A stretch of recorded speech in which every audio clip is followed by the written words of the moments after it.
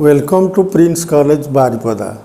आज हम मैथिली शरण गुप्त जी की नर हो न निराश करो कविता को पाठ करेंगे। नर हो न निराश करो मन को कविता के कवि मैथिली शरण गुप्त जी हैं। नर हो न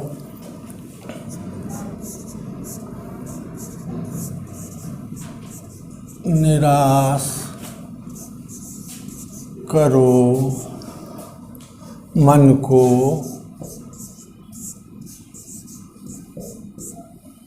कभी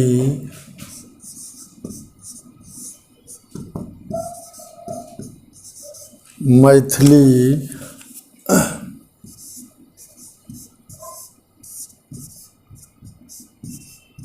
शरण गुप्त जी का जन्म 1886 ईस्वी में हुआ था। जन्म 1886 और उनका देहांत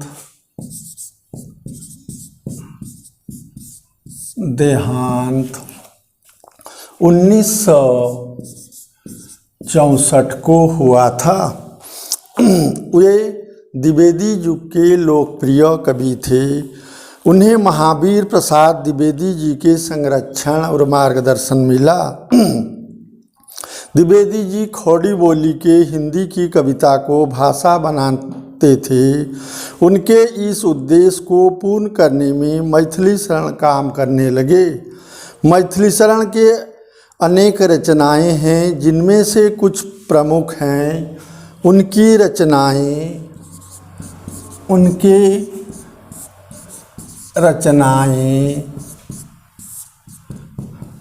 रंग में भंग,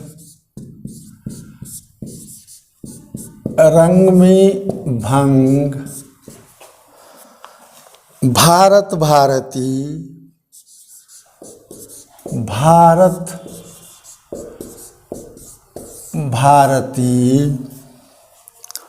पंचवटी,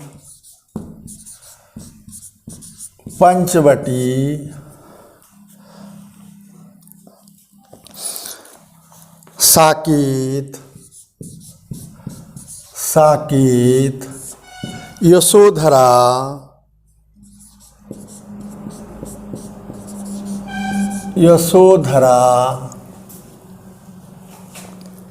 आदि प्रमुख है।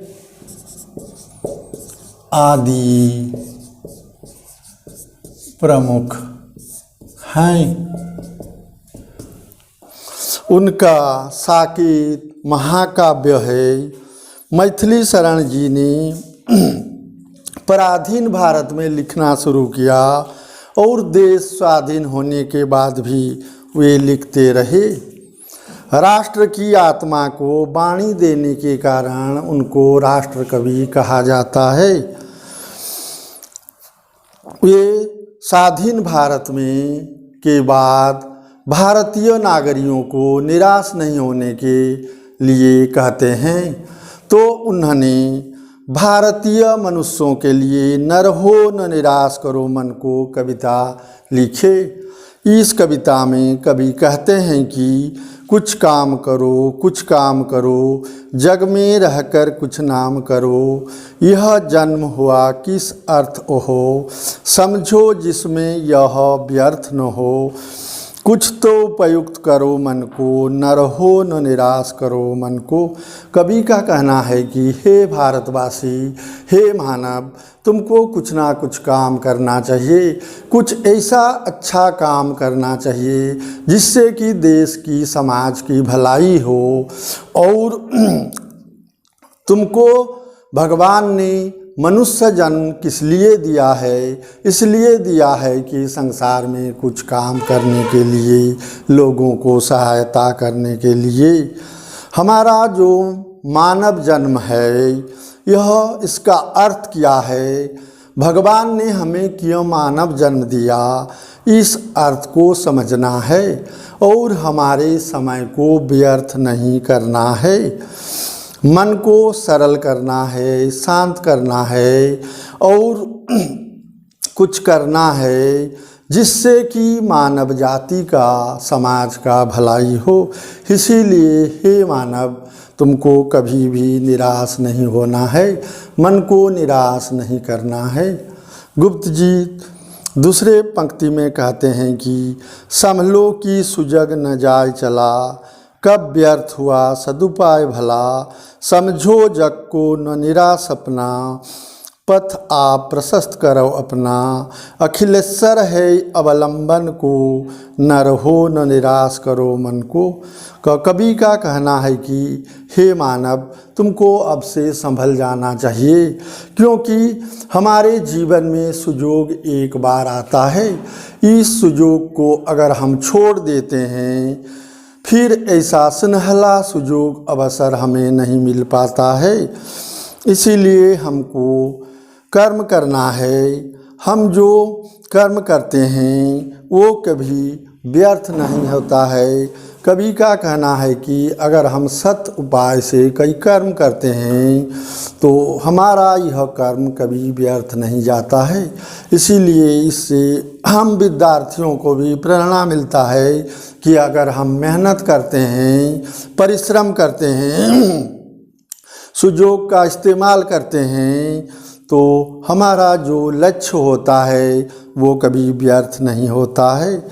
हमको संसार को सपना नहीं समझना चाहिए। हम कभी कभी क्या करते हैं कि दिन में सपने देखने लगते हैं कि हम ऐसा करेंगे, वैसा करेंगे, हम ऐसा बनेंगे, किंतु हम कर्म के ऊपर मन नहीं लगाते हैं। इसीलिए कवि का कहना है कि हम संसार को स्वप्न नहीं मानेंगे। हमारा जो लक्ष्य है, हमारा जो पथ है, उसको हम प्रशस्त करेंगे, यानी हम हमारे लक्ष्य तक पहुंचने के लिए हर प्रकार की कोशिश करेंगे। हमको हमारे साथ देने के लिए भगवान हैं। अभी कभी हम अगर रास्ते में हमारे लक्ष्य तक पहुंचने में भटक जाते हैं तो भगवान हमको रास्ता दिखाते हैं। इसीलिए हे मानव, तुमको आलसी नहीं बनना है, कुछ काम करना है और काम में अड़चन आने पर तुम्हें कभी भी निराश नहीं होना है। तीसरे भाग में कहते हैं, निज गौरव का नित ज्ञान रहे, हम भी कुछ हैं यह ध्यान रहे। सब जाय अभी परमान रहे, मरने पर गुंजीत गान रहे। कुछ हो न तजो निज साधन को, न रहो न निराश करो मन को। कवि का कहना है कि हमारा जो गौरव है हमको जानना है, उसको ज्ञान रहना है। हम भारतीय हैं, अच्छे कुल में जन्म हुए हैं, उच्च शिक्षा प्राप्त किए हैं, उसको हमको ध्यान देना है और वही सोच समझकर हमको अच्छे काम करना है।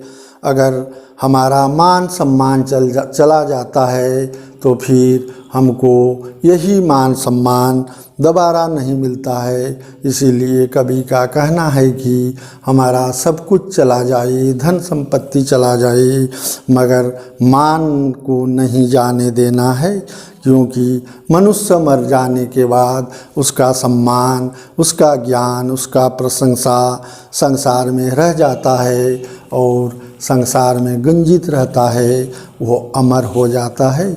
इसीलिए हमको हमारे काम करने के लिए जो साधन मिला है उस साधन को परित्याग नहीं करना है। जैसे विद्यार्थियों को कलम है, किताब है, कॉपी है, उसके सहारे वे अपने लक्ष्य तक पहुंच सकते हैं। जैसे किसान है, किसान का हल है, बैल है, औजार है, कृषि यंत्रपाति है, उसको कभी भी परित्याग वह नहीं करेगा। मौसम आने पर, ठीक समय पर वो खेती करेगा तो वो बहुत अधिक फसल को उत्पादन कर सकेगा। इसीलिए हे मानव, तुमको निराश कभी भी नहीं है।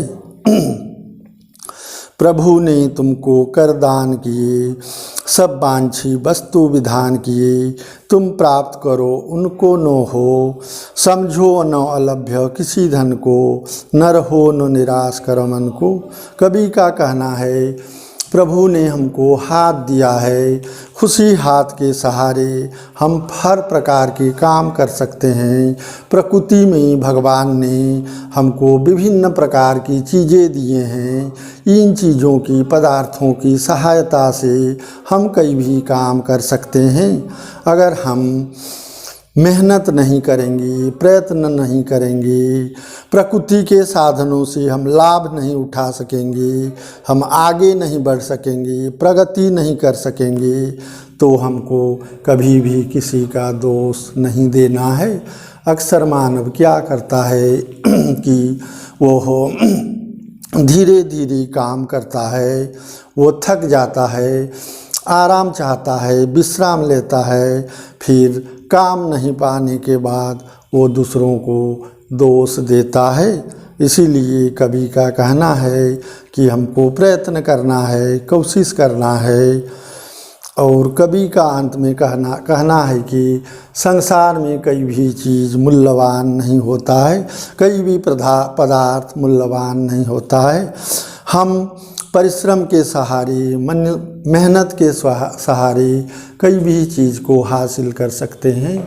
हम आसमान में भी हवाई जहाज़ से उड़ सकते हैं। आज के लोग चंद्रमा पर पहुंच गए हैं। हमारे देश के वैज्ञानिक मंगल ग्रह तक पहुंचने के लिए कोशिश कर रहे हैं। हम परिश्रम के द्वारा, मेहनत के द्वारा कई भी उच्च कटी का पदार्थ बना सकते हैं, तिमहला चमहला मंजिल बना सकते हैं। हमारे हर प्रकार की सुख सुविधाओं को हम इस्तेमाल कर सकते हैं। इसीलिए हे मानव, तुमको कभी नहीं निराश होना है। अगर तुम अपने लक्ष्य तक पहुंचने में थक जाते हो, तब भी तुमको विश्राम नहीं लेना है, अपने पथ पर पहुंचना है। कवि का अंत में देशवासियों का आग्रह है कि हे मानव, कुछ ऐसे अच्छा काम करो जिससे कि संसार में तुम्हारा नाम रहेगा, मान रहेगा। उनका कहना है कि मनुष्य का जीवन अनमोल है, दुर्लभ है, इसको बेकार नष्ट नहीं करने देना है। हे मानव, तुमको अभी समझना है, मन को उपयुक्त करना है, शांत करना है और निराश नहीं होना है। इस कविता के बारे में कवि का यह संदेश है कि उस समय देश की जनता में, जिस समय हमारा देश पराधीन था और देश कुछ दिनों के बाद स्वाधीन हुआ, हमारे देश में बेरोजगार था, अशिक्षा था और लोग हताश थे। उस समय कवि ने देशवासियों को जगाने के लिए प्रयास किया। वह भारतीय जो सह रहे थे, सुप्त थे, आलसी थे, भारतीय लोग जो आलसी थे, उनको वो कर्मठ बनाना चाहते थे, उनमें देश प्रेम जगाना चाहते थे। भारतवासियों को अपना भाग बनाना होगा, इसके लिए उन्हें कठिन परिश्रम करना होगा। यह संदेश इस कविता के माध्यम से दिया गया है और इस कविता के माध्यम से कवि ने भारत के सभी वर्ग के लोगों को आगे बढ़ने के लिए प्रेरित करते हैं और इस कविता का यही लक्ष्य है।